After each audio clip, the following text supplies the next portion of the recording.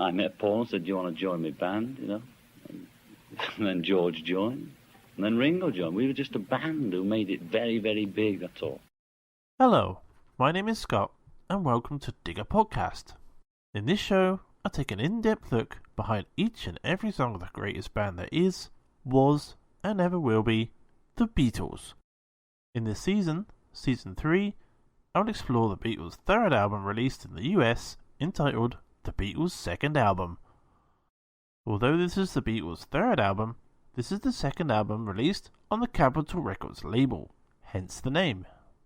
Capitol Records issued the Beatles' second album on the 10th of April 1964, and it topped the US charts on the 2nd of May 1964 on its second week of release, replacing Meet the Beatles. This is the first time an artist replaced itself at the number one spot in America. Let's carry on with the next song on the Beatles' second album. 5, 4, 3, 2, 1. Money, That's What I Want.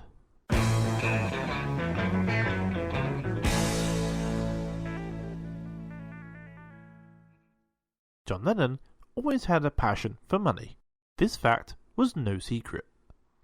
There are so many quotes he has made saying that money was a big reason he got into the music business. When the Beatles first arrived in America on February 7th, 1964, and they were asked at a press conference if they could sing something, Lennon quipped, "No, we need money first." Even in his final years, John heard that Paul had built up a $25 million fortune, and being the competitor that he was, set off to do the same with the help of Yoko's business acumen. The song in question may not have been written by Lennon, but no other song could have been more suitable for the Beatles to include in their catalogue, especially recognising the fact that Lennon himself sang it. Unmistakably, John's love for music truly was the biggest force that ignited within him the desire for a career in music. But, as he stated to New Musical Express in 1963, his professional ambition was to be rich and famous. Money really was what he wanted. Songwriting history.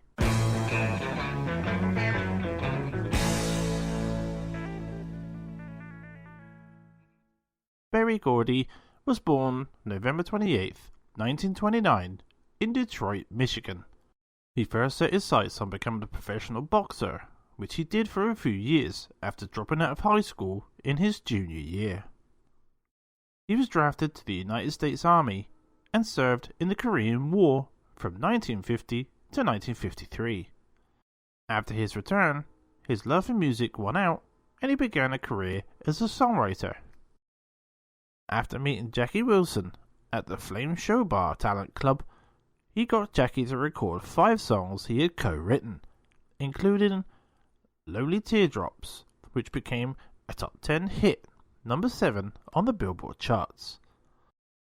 Using his songwriting fortunes, he changed focus in 1957 to become a producer, establishing a clientele of artists including The Miracles, featuring Smokey Robinson.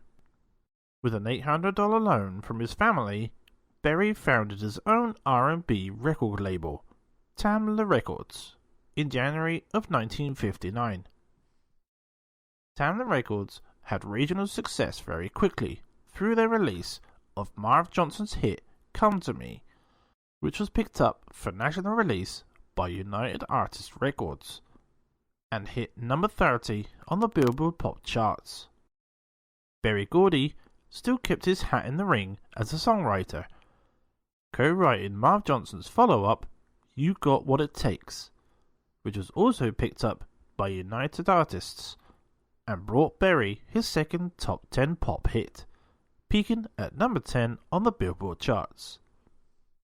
Berry Gordy collaborated with many songwriters, even including the receptionist at his Hitsville, USA office, Janie Bradford.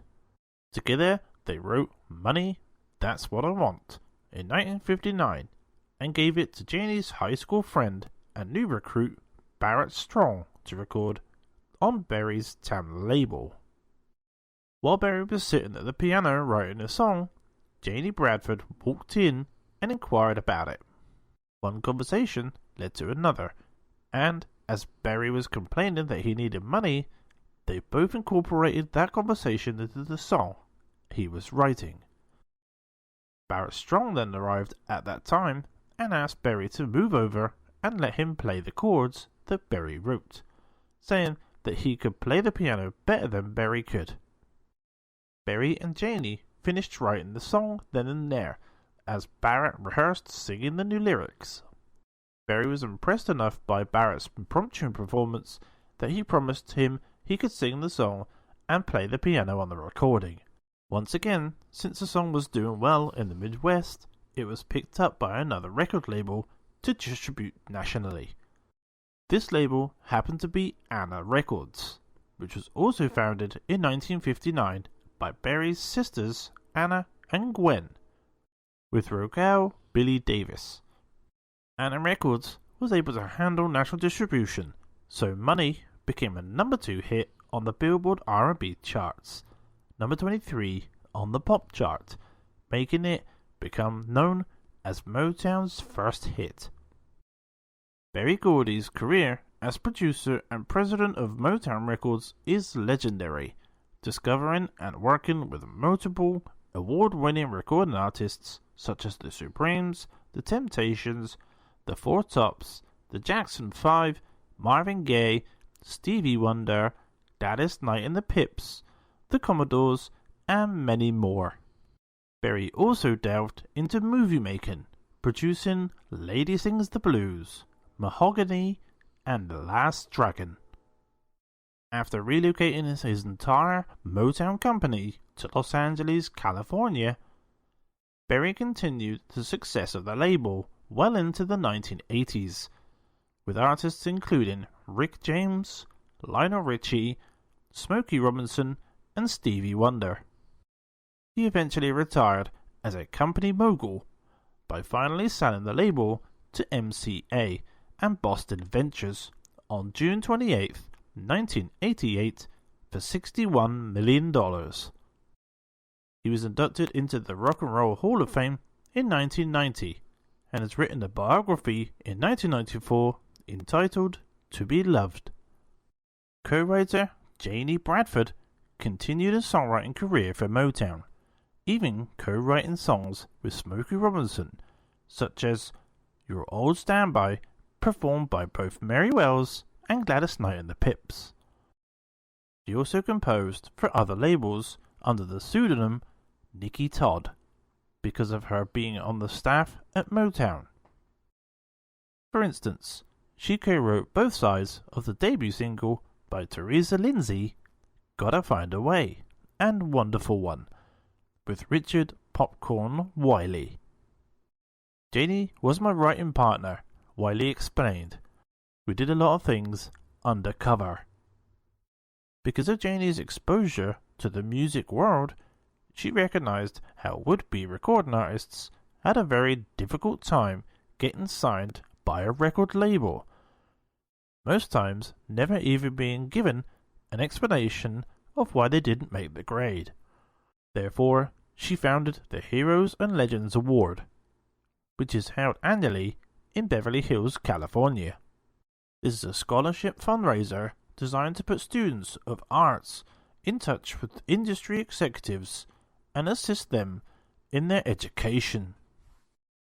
Barrett Strong's career as a performer did not blossom past his first and only charted pop hit, Money, That's What I Want. He instead turned to a career as Motown's staff lyricist, teaming up with Norman Whitfield. Together they composed a lengthy list of classic Motown hits, including I Heard It Through the Grapevine, War, I Can't Get Next to You, Cloud 9, Ball of Confusion, and Smiling Faces Sometimes. He also received a Grammy Award for Best R&B Song in 1973 for his Papa Was a Rolling Stone, recorded by the Temptations. Barrett was inducted into the Songwriters Hall of Fame in 2004. Money That's What I Want was recorded by many artists throughout the years, and has gained great exposure, even in documentaries on the Beatles, when the filmmakers didn't want to fork out over the high payments to use for actual Lennon-McCartney songs. Barrett Strong may have recorded the original version, but the biggest US version of the song was recorded by the Kingsmen as a follow-up to their classic garage rock anthem Louie Louie. Their version of the song peaked at number 16 on the Billboard pop charts in May of 1964.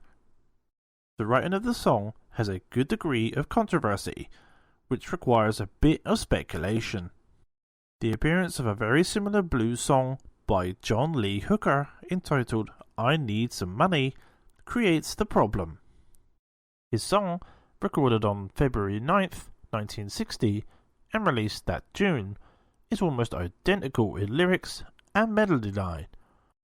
Hooker claims songwriting for this tune, as well as copyright, which may indicate that he had been performing the song well before Berry Gordy and Janie Bradford had allegedly written their song. Either way, neither party have taken the other to court, which rests the matter in the hands of speculation. As for the Beatles, coming to learn the song Money, credit is apparently due to a rival Liverpool group, King Size Taylor and the Dominoes. In an interview with Mark Lewisohn for his book Tune In, lead singer Ted King Size Taylor recalled that the Beatles all sat in a row and took down one line each of all the songs we did. Dizzy Miss Lizzie, Slow Down, Money, all of those. And the next time we saw them, they were playing all of our stuff. Recording history.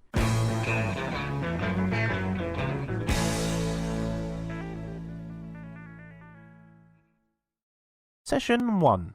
The first time the Beatles took Money, That's What I Want, into the recording studio was on February 1st, 1962, for their audition for Decca Records. All of the 15 songs recorded on that day were quickly done in one take, with original drummer Pete Best playing primarily on the toms throughout the song. It plods along at a quicker pace that we're used to hearing, and sounds quite rudimentary. The song is polished due to their performing the song quite regularly in their stage acts by this time, but they hadn't made it their own yet. They were simply performing their take on the Barrett Strong song. This session, produced by A&R man Mike Smith, ran approximately from 11 AM till noon. Money most likely being the second song recorded after the Lennon-McCartney original, Like Dreamers Do. The Beatles used Decca studio equipment instead of their usual beat-up Vox amplifiers, which conveyed the dirty and enthusiastic club sound that created such a stir with their audiences. One can easily see why Decca executives passed up the Beatles on this occasion, only to deeply regret it later. Mark Lewisohn in his book Tune In describes John's vocal performance of Money on this day. John later said he sang Money like a madman. This could suggest he gave it his usual full-on blistering voice, but actually he meant he was crazed. Far from bowing it out, he audibly pulls back, playing safe, ending up neither one nor the other, in no man's land. Where was the Lennon soul edge bite? Only once in John Lennon's life would he be heard timid, and it was here today. Session 2. When entering EMI Studio 2 on July 18th, 1963, to start recording their second album, their love for the song caused them to record it again, but this time with the motivation to do the song justice. The evening session ran from 7 to 10:45 p.m, and after recording You Really Got a Hold on Me, they immediately recorded the bulk of Money, starting at approximately 8 p.m. With George Martin on piano, the group performed the song live, vocals and all, for 6 full takes, until everyone was satisfied, Take 6 being deemed the best. A piano edit piece by George Martin, probably for the song's introduction, immediately followed the final take, which brought the number of takes to 7. This completed the song for the time being, although the Beatles' input to the song was complete at this time. Session 3, July 30th, 1963, was the second session for their second album with the Beatles. There was a morning and evening session this day, Please Mr. Postman and It Won't Be Long, being worked on in the morning. The evening session, which began at 5 p.m, began with George Martin overdubbing his piano work throughout the song.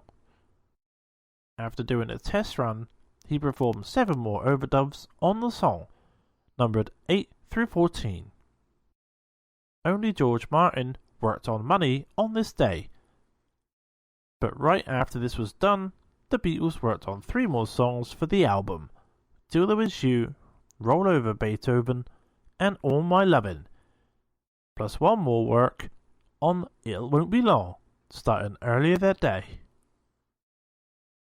August 21st was the day George Martin, with engineers Norman Smith and Geoff Emerick, edited the complete performance of the song, Take 6, with the original piano edit piece, Take 7, to form the master copy. Interestingly, the piano overdubs from July 30th, Session 3, were not used for this master and therefore didn't appear on the mono mix of the song. That mono mix, also made on this day, was the only mono mix done on the song. As far as all mono versions of the song that have been released, the mix made on this day is what you hear. Session 4. Surprisingly, while the Beatles were on vacation, George Martin went back into the studio on September 30th, 1963, for more piano overdubs onto Money. He recorded 3 unnumbered takes of piano work on the song on the previous Take 7, which meant that the overdubs he did on July 30th, Session 3, takes 8 through 14, were viewed as unsuitable. Even though mono mixes of the other tracks on the album were completed on this day, Money was not one of them. This apparently meant that George Martin still didn't view the song as complete, even though the Beatles were through with the song nearly 2.5 months earlier. October 29th, 1963 was the day George Martin chose to do the stereo mixing for the entire With the Beatles album. He created these stereo mixes in the order he chose the album tracks to run, which means that, at least at this point, if not earlier, he realized that the impact of Money would make a great album closer, just like Twist and Shout did on the first album. The only problem was that the stereo mix made of the song on this day apparently didn't suit his fancy, since it was not used. Once again, engineers Norman Smith and Geoff Emerick were present on this day, as well as the mysterious BT. The next day, October 30th, 1963, the final stereo mix was made of Money, once again by George Martin and Norman Smith, but this time with A.B. Lincoln as the second engineer.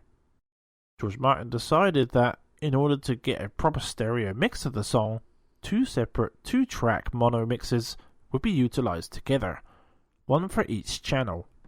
It was decided to proceed in this way to avoid any further tape-to-tape copying, which decreases sound quality and increases tape hiss.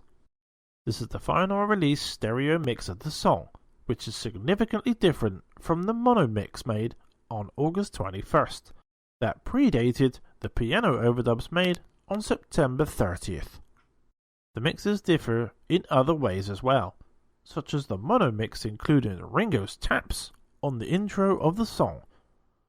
Another difference is, on the stereo mix, George Harrison's lead guitar part comes in forcefully just before the 3rd measure, while the mono mix fades his guitar part in on the 4th measure. And, since Capitol Records in the US habitually made mono mixes out of these stereo mixes by melding both channels together into one, American audiences only ever heard the stereo mix of the song, even if they purchased the mono album. Session 5. As can be expected, the Beatles gathered in January 1969 to work on the Get Back Let It Be project.